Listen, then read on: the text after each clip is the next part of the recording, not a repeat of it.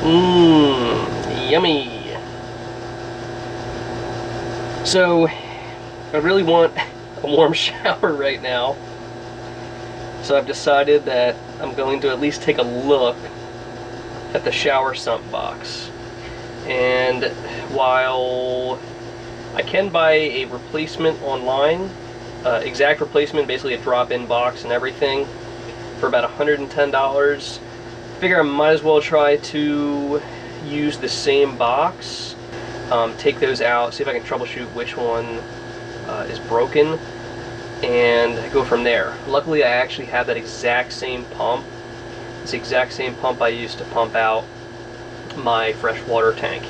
So I may put that one in if it's the pump.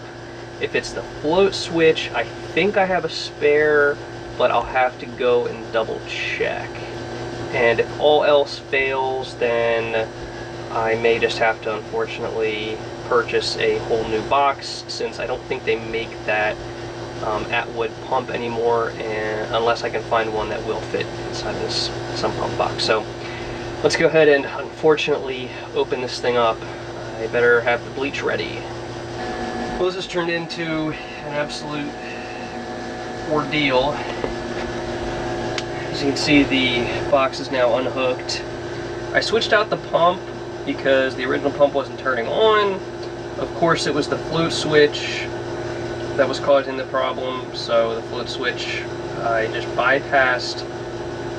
And now the weirdest thing is that I fill it with water and I run the pump, but the water level just doesn't really seem to like want to go down that much. Like, it go down like a tiny little bit, and then it kind of ceases to go down any further. So I'm gonna keep playing around with it and fill it back up and like all the way to the brim and like set it up the way it should be, and then see if it's able to pump anything overboard. So if I run out and feel if the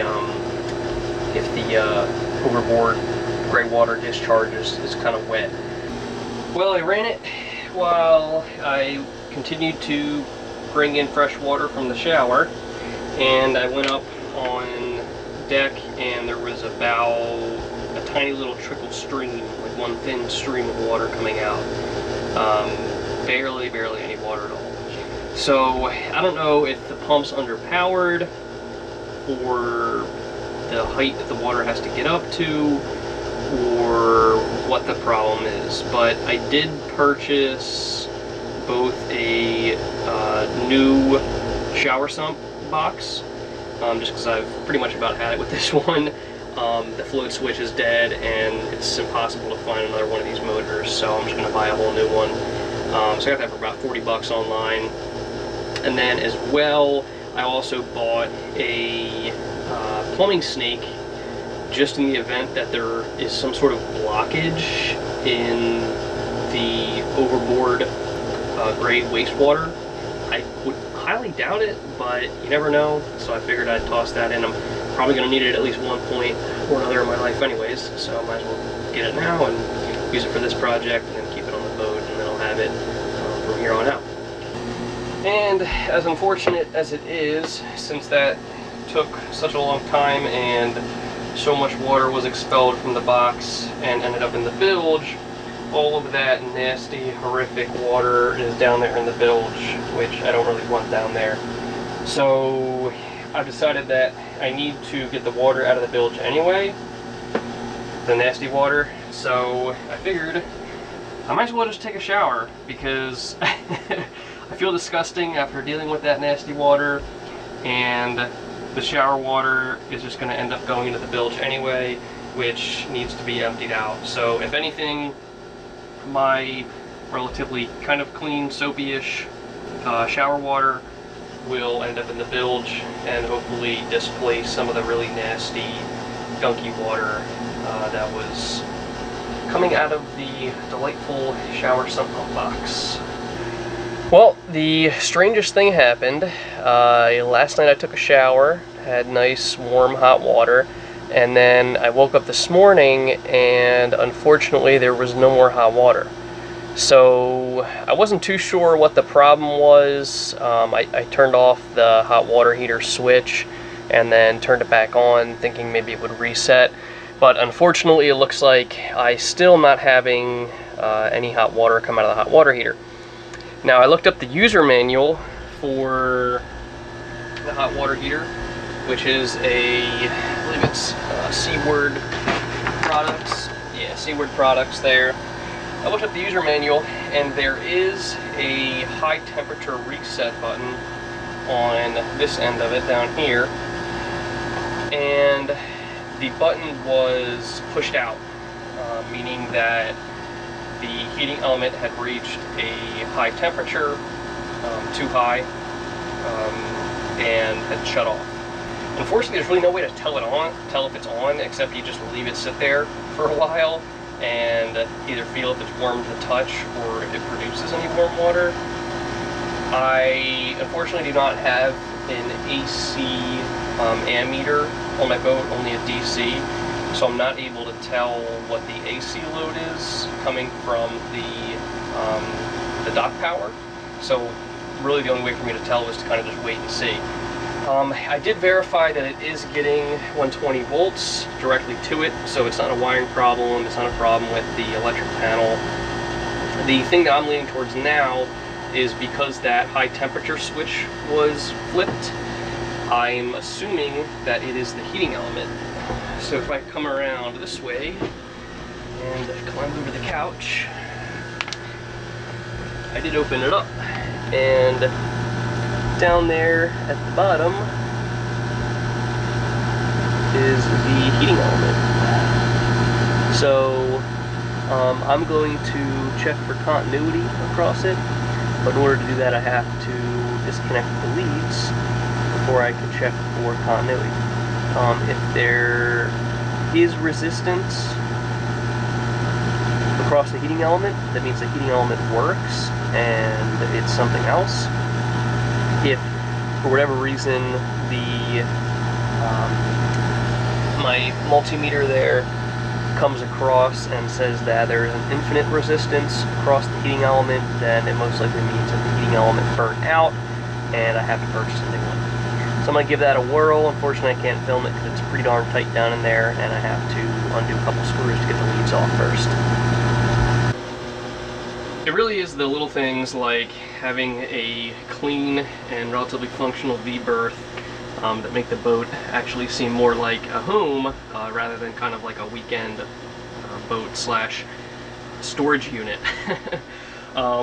Since I went ahead and fixed up everything with the water tank, I decided to kind of take it upon myself to finally tackle cleaning the V-berth. So when Sid and I first got this boat, we focused mostly on getting the saloon here, the galley, and then the aft bedroom kind of clean. And cleaned, not really clutter focused, but more, you know, scrubbing. So getting kind of the deep scrub on the wood, on the ceiling, on the floor, and we kind of used the V-berth as storage, at least for the first couple of weeks when we had the boat. So since then, and since I've attended to the water tank, I've decided that I probably need to access the water tank more frequently than I anticipated, just to check on it. So, you know, with that I decided it's probably not the best idea to use the V-berth as storage. Plus, hopefully with the COVID vaccine coming up, we'll be able to actually have friends over for once. So I decided to kind of tidy this up, and it's looking pretty good. So if you recall, I used to have a base for that toolbox. I was able to get everything out of the kind of the base unit of this toolbox and put away either in these little cubbies down here or in this toolbox itself. Unfortunately, the Dodger there really isn't a good place to put that. I'll most likely put that outside in one of the rear hatches near the cockpit once we get everything sorted out with the diesel tank, since I don't want it in there with the potentially leaky diesel tank. Organized the closet a little bit. I found out that this closet actually almost perfectly fits extra cushions for the kitchen table, which turns into a bed, as well as the additional little kind of head pillow that goes right here. So this will it's a triangular shaped piece of foam, along with a piece of wood, so it extends the size of this bed so that it's more of a triangle rather than kind of like a weird Eiffel Tower looking shape. I also was able to get all of the guest sheets oriented under here. So you can see I have some sheets and towels in there.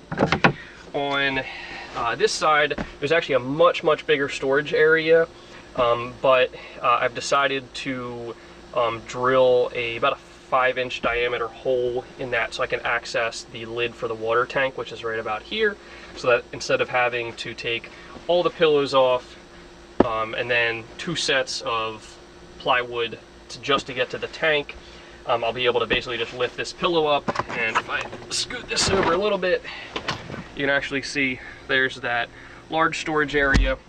That's kind of the plan for the V-berth. We also have some sheets here for guests. I finally got the vanity here relatively organized, so I just put in a bunch of, unfortunately this is the one piece that still has to go. This is the old Bimini pole there that was for the older Bimini I think this boat has, so still have to bring that back once I can borrow Sid's parents' truck. Just got some little stuff in the vanity here. This is some repeats of what we have in the main vanity, just so when we have guests over they can use it. Still have a lot of storage down here we have yet to take advantage of. Just have some extra cleaning spray and little scrub brush down there for the water tank. Just some random electrical stuff up there. But yeah, it's coming together pretty well. I'd say it's relatively ready for guests. And the nice part is that once we get this damn Bimini pole out of here, I'll be able to fully shut the door, access everything nice and easily, and everyone will have an uncluttered area for when we have guests over. And of course they get the privacy if they want to close the little cover there, and then if you close the door you pretty much have a very private area that no one can see into, which is nice. And the other nice thing is you have a dedicated HVAC vent up here too, so it'll stay warm or cool in the summer. So we're looking pretty good back here, and I finally started to get a little bit more organized out here. You can see some of the stuff has been put away, whether it's in little cubbies or other areas. Some of the clutter has disappeared. Still have a decent amount of clutter. We do have the outdoor cockpit cushions in here since it's winter. I'm not going to really be using them. My plan is to find a more permanent location for these.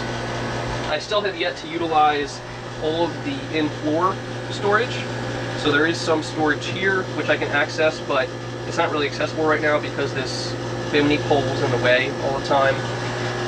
We do have some storage down here, which I have utilized a little bit of. I have some cabling back there, but there's still a lot more storage I can use. It's pretty dirty in there. I need to get a vacuum on here. So I vacuum. You'll notice that I cleaned up the solar panel. So the solar panel is now back in the aft cabin, which I'll show you in a second. This is still a mess. This needs to be cleaned up. I just got stuff everywhere on the table there. Some of this stuff as well could be cleaned up. It's a little cluttered up there. As we come back towards the aft cabin, I actually finished scrubbing that wall, so it was a little bit dirty. It's looking really nice and clean now. You can see I've put some items back in the V-berth kind of shelving storage back there. So I have some of those foldable cushions, the solar panels back there on the bottom shelf, and I have some additional items kind of stowed away back there. So we still have yet to fully use all of this storage. These drawers here, or kind of cubbies are not really drawers, still aren't being fully utilized, and obviously we have those shelves over there as well. I took off the window covers. This is the first time I've actually took off the window covers. It's actually really nice, a lot of natural light in here. I'm going to take those back and wash them in the washing machine since they're a little nasty. This is what they look like over here. So there's two back there. Oh, that one fell off a little bit. So I'm going to bring them back and get them cleaned up. We are utilizing this closet. This is kind of our warm winter gear. So we've got some, this is Sid's Carhartt overalls, my Gill offshore overalls, and then we just have some heavy jackets in here as well. We haven't really organized this rear closet back here. If I lift up the lock there, you can see this is kind of just an ancillary storage right now. So we just have some parts, random pieces here and there, but really nice big closet in there, which I'm sure Sid and I will fight over. And then on this side, we just have some shelving. And this is the same thing, just a bunch of random junk that I really need to go through and organize and find a more permanent location for, because we are going to be needing these. We also have on the top of all the closets or lockers, which is really nice. Same thing, we just have kind of ancillary storage up here, and we have both a back compartment as well as a kind of front compartment. There's my old lantern that I took down. So yeah, it's really starting to come together and actually feel like a home to an extent. The one thing we might do is remove this random seat here, since I highly doubt we're ever going to use it, and this would be much better if we could use this area for storage, most likely for clothes. So if we could get some sort of locker set up there, I think that would be really nice compared to a chair, which neither of us are ever going to use, because I don't really know why you'd want to hang out back here. It's kind of claustrophobic to just sit here in this chair and not really be able to look at anything. So kind of an odd thing to have here, in my opinion, but we'll probably handle that at some point. Bathroom's a little bit dirty since I was working on the shower and have been working on the toilet a little bit. Same thing in here. We've got pretty much everything stowed away. We've got all of our toiletries and everything stowed in here, which is nice. We have some storage down there for shampoo, conditioner, face wash, and then this actually goes back pretty far, and we have a little fabric canvas kind of storage box. And if you scoot everything out of here, there is a little lid here, and you can store stuff down in there. And that's right behind the toilet, which is nice. So I just have some toilet paper stored in there right now, but I'm sure we'll store some more stuff in there as time goes on. Still need to get all this cleaned up now that the shower is kind of functional, even though it doesn't have hot water yet and the sump pump doesn't work. Probably take Sid's boots back since she's getting a new pair for Christmas. Don't tell her. And then find a place for some of these the mops and other little stuff here and there. From a food storage perspective, this I think this is actually for a trash can, but just have some food in there for the time being. Same deal here. Got some food stored in there and a decent amount of food storage up here. So it's finally starting to come together. Just getting everything, a little bit more tidied up and organized. And hopefully once I get that hot water heater working with the new heating element, I get the sump pump working, which is why this lid's off right now, and just do a little bit of general tidying up. I think it'll pretty much, at that point, be more so like a, actual true live-aboard boat that isn't a cluttered mess of storage items. So yeah, looking pretty good, and I'm feeling pretty excited about it.